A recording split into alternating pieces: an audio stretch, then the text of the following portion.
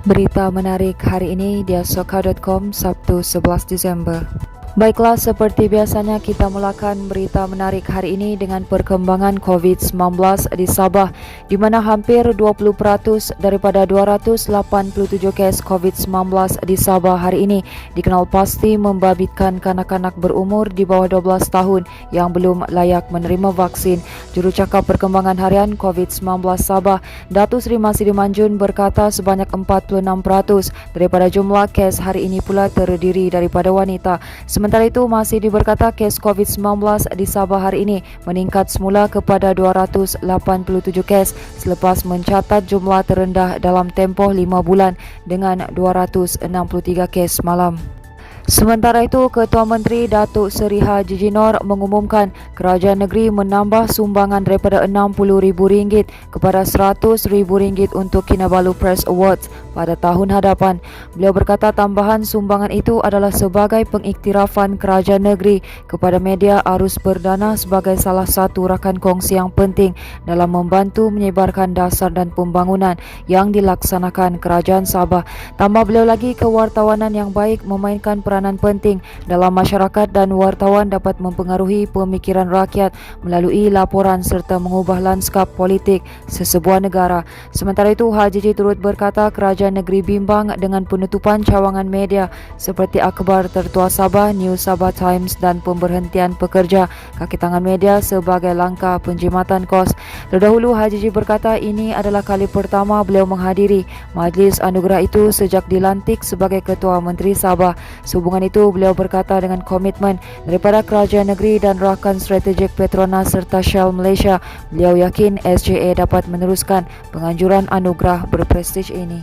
Manakala satu jawatan kuasa akan diwujudkan bagi melaksanakan program putatan bersih ke arah meningkatkan tahap kebersihan daerah ini pada tahun depan, Menteri Pembangunan Masyarakat dan Kesejahteraan Rakyat Datuk Insinyur Syahelmi Yahya berkata pelaksanaan program itu juga disasarkan untuk memudayakan penjagaan kebersihan dalam kalangan penduduk daerah ini.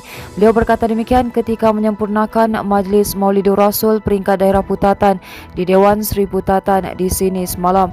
Syahelmi yang juga ahli Dewan Undangan Negeri Tanjung Keramat turut mengingatkan orang ramai agar menjaga kebersihan diri dan kawasan mereka bagi mengelak daripada jangkitan sebarang penyakit. Pada majlis itu, Syahelmi turut menyampaikan hadiah kepada penerima anugerah tokoh Maulidur Rasul daerah putatan 2021 iaitu Datuk OKK Muhammad Dahalimat Sin. Berita seterusnya, keadaan fizikal jalan yang rosak, berlubang dan tidak rata serta bertakung air ketika hujan mengakibatkan bencana kepada pengguna jalan. Itu situasi yang dihadapi pengguna jalan raya di Jalan Sandakan Telupit ketika ini apabila lebih 10 kenderaan tersadai akibat rim pecah dan tayar meletup selepas dikatakan terlanggar lubang yang sangat dalam. Kejadian yang difahamkan berlaku malam tadi itu tular di media sosial sehingga mengundang pelbagai reaksi dan luahan hati netizen. Hasil tinjauan mendapati keadaan jalan rosak dan dipenuhi lubang itu difahamkan sudah berlanjutan sejak sekian lama.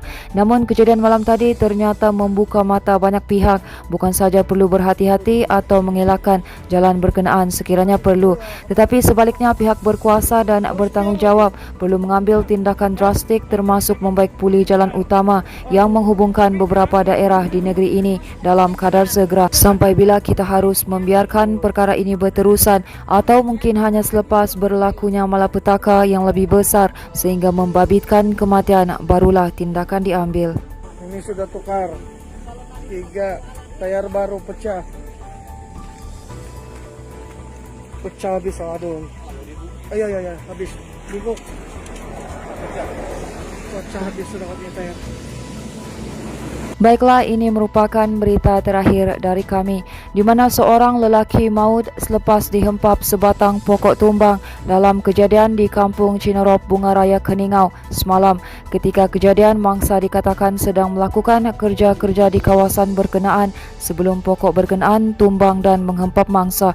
Jurucakap Pusat Gerakan Operasi Jabatan Bomba dan Penyelamat Malaysia Sabah berkata pihaknya menerima panggilan kecemasan pada jam 2.22 petang. Katanya susulan laporan itu sepasukan 5 anggota dan pegawai bersama sebuah jentera dikerah ke lokasi kejadian. Katanya sebaik tiba di lokasi kejadian, pasukan bomba mendapati mangsa masih terperangkap di bawah dahan pokok tumbang dan operasi mengeluarkan mangsa dari timbunan pokok berkenaan segera dijalankan. Menurutnya, sebaik berjaya dikeluarkan, mangsa disahkan meninggal dunia di lokasi kejadian oleh pasukan paramedik yang turut hadir membantu di lokasi kejadian. Mangsa yang maut dikenali sebagai Lori Bangkang 57 dan mayat mangsa dihantar ke Hospital Keningau untuk tindakan selanjutnya. Baiklah, itu sahaja yang dapat kami kongsikan setakat ini. Teruskan bersama kami untuk mendapatkan berita komprehensif hanya di diasoka.com.